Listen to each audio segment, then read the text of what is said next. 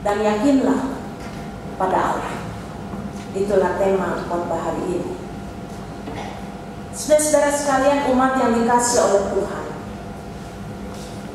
di zaman modern saat ini, zaman teknologi, untuk mencari bukti tidaklah terlalu sulit, bukan? Teknologi menawarkan berjuta kecanggihannya.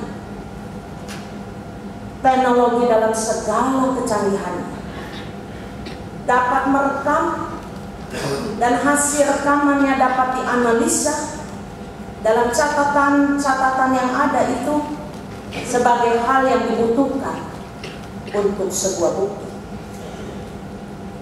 Kita ingat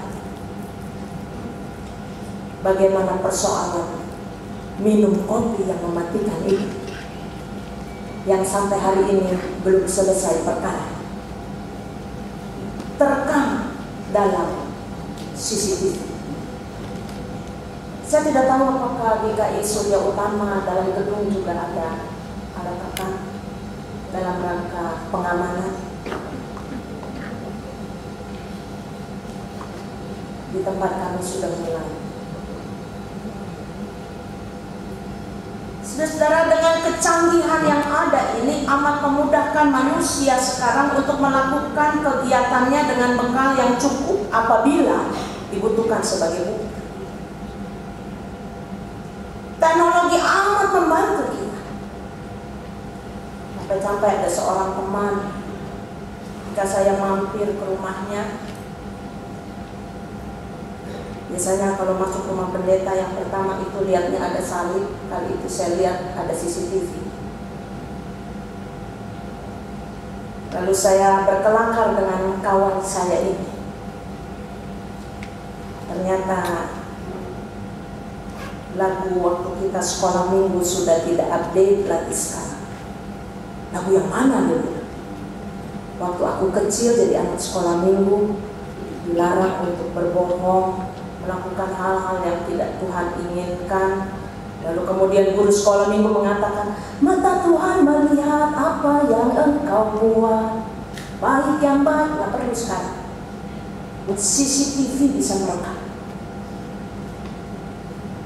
Saudara-saudara sekalian yang dikasihi oleh Tuhan, bukti menjadi amat penting dalam menemukan dan mencari kebenaran.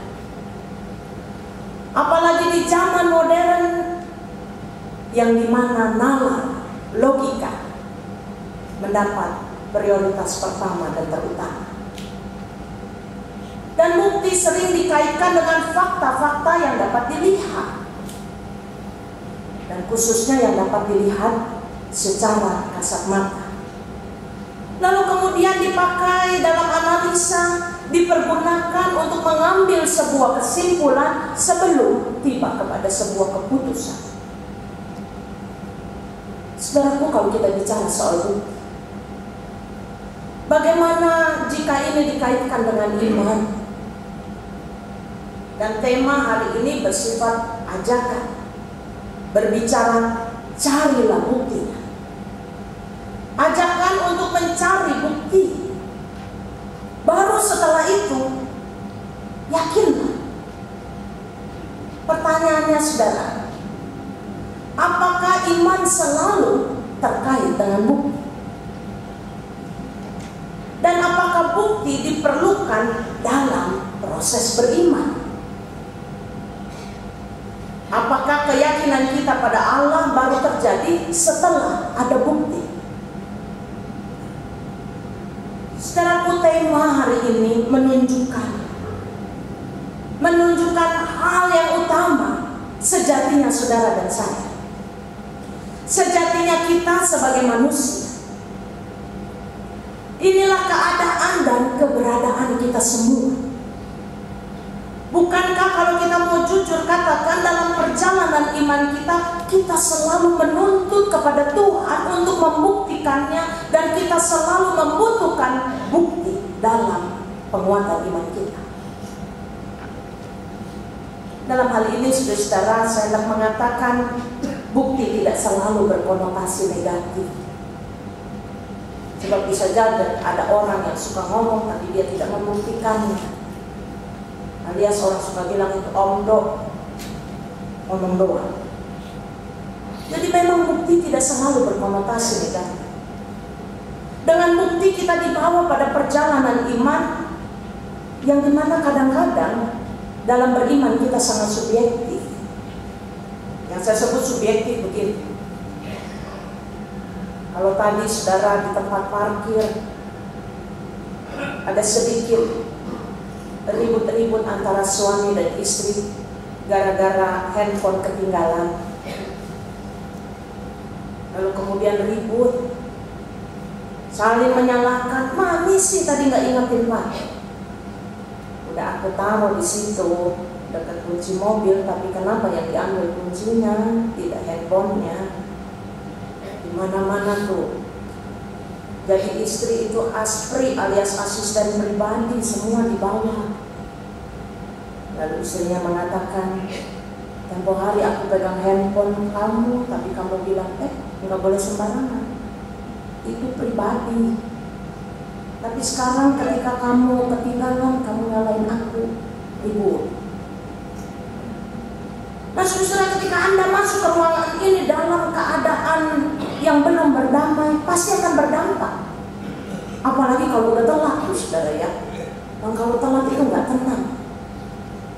Tapi nggak tahu juga kalau ada yang terlambat tapi tenang, orang lain sih yang tidak tenang.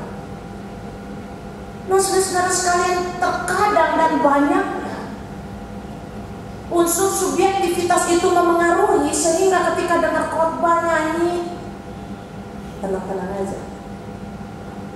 Saya sangat bersyukur ditemani dari pagi oleh adik-adik saya dari pemuda, memainkan musik begitu indah. Apalagi hari ini mazmurnya bagus ya. Siapa sih yang ngarang mazmur itu? Nah, aransemennya keren.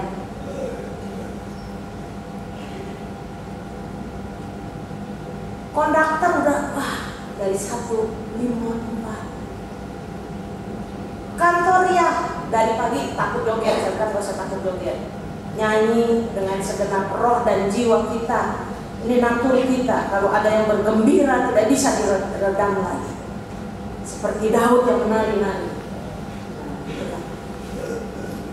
Tapi ya mungkin ini atmosfernya di KI Surya Utama ya.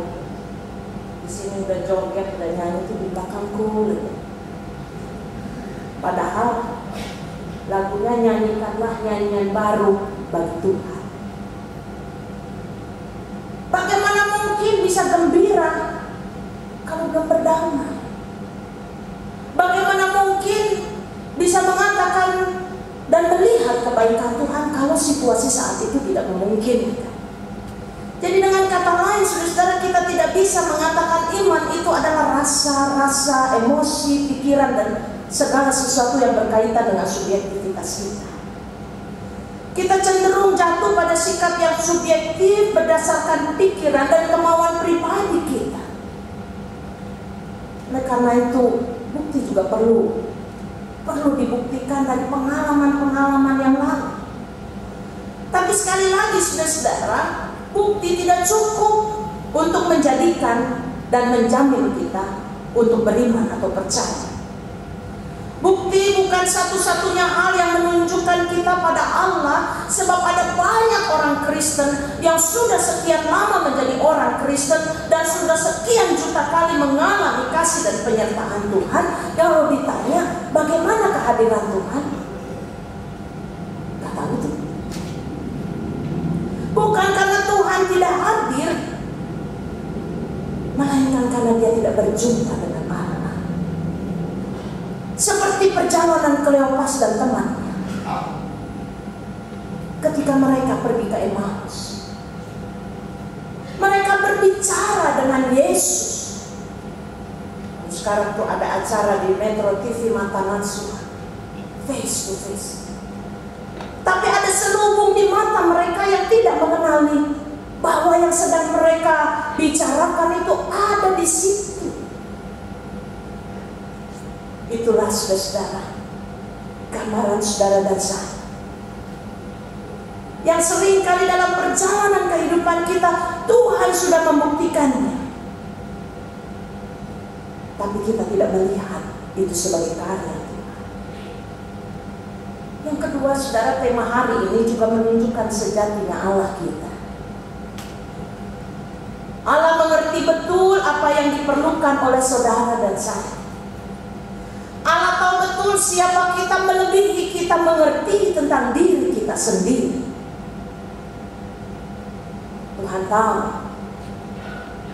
kita cenderung mengutamakan sesuatu yang dapat dibuktikan untuk meneguhkan apa yang kita yakini. Banyak pengalaman keseharian bukan? Kalau orang baru jatuh cinta, dia akan mengatakan I love you, love you. Kalau zaman Siti Nurbaya mengatakan gunung kan ku daki, lautan kan ku seberangi.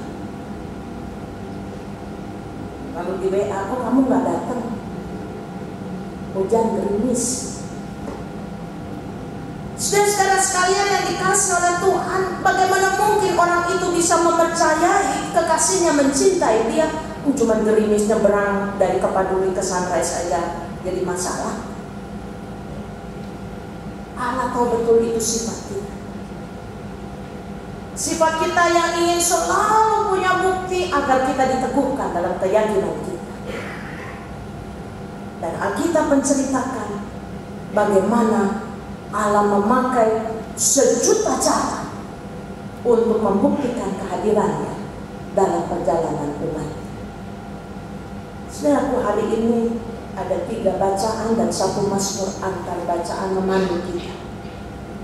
Bacaan yang pertama menceritakan bagaimana Raja Salomo menyatakan keyakinannya pada Allah, bahwa ia telah mengalami dan membuktikan pemeliharaan Allah saat pembangunan bait suci. Salomo mengalami pembuktian bagaimana Allah yang menepati janjinya, dan janji Tuhan itu diberikan tepat pada waktunya. Tuhan tidak pernah terlambat memberikan pertolongan, dan sekaligus Tuhan juga tidak pernah terlalu cepat menolong umatnya. In His time, waktu Tuhan bukan waktu manusia. Karena itu pemazmur mengatakan 1000 tahun di mata manusia sekejap seperti lagu kita Amazing Grace. Saudara-saudara sekalian, pengalaman itu menyentuh hati Salomo. Salomo mengalami pembuktian bagaimana Allah yang tidak pernah ingkar janji.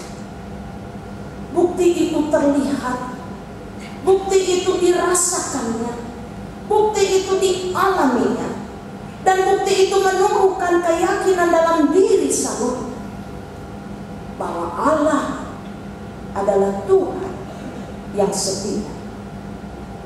Bukti yang dilihat dan dialami Salomo menumbuhkan keyakinan bahwa setiap orang, bahkan dia berani mengatakan bahkan orang asing sekalipun yang menyerahkan dirinya pada Tuhan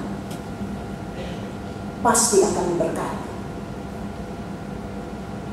Yang kedua, saudara-saudara, dalam Mazmur Kidung yang indah tadi, pemazmur mengidungkan nyanyian kepada Allah yang maha baik, bukan kepada Allah yang baik, tapi kepada Allah yang maha baik.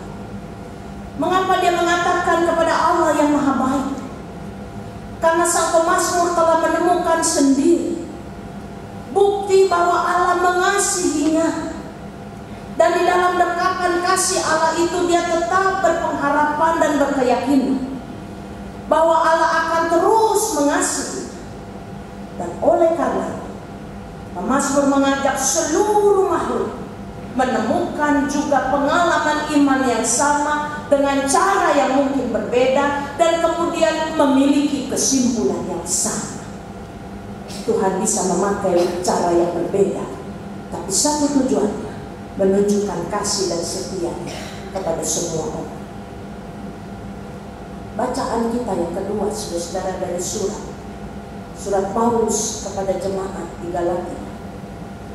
Saudara, Paulus mengingatkan kepada jemaat di Galatia, di jemaat yang tidak mudah, jemaat yang unik, Dan khususnya pada bacaan kita ini jemaat yang kebanyakan minum Panadol.